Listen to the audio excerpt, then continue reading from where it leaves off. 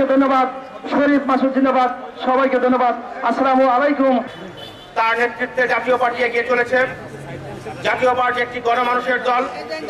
জাতীয় পার্টি সবসময় জনগণের কথা বলেছে।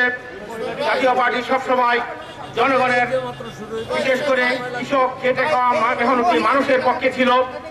জাতীয় পার্টির সময়ে এই দেশের মানুষ শান্তিতে সুখে ছিল। তার সময়ে জিনিসপত্রের দাম কম ছিল।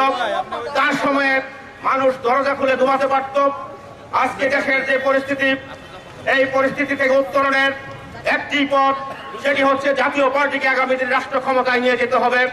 তাই গ্রামে গঞ্জে, পাড়া মহল্লায়, ওয়ার্ডে, ইউনিয়নে, থানায়, প্রত্যেকটি জায়গায় জাতীয় পার্টির কমিটি গঠন করে আমাদের আগামী নির্বাচনে জাতীয় পার্টিকে একটি শক্তিশালী অবস্থানে নিয়ে যেতে হবে।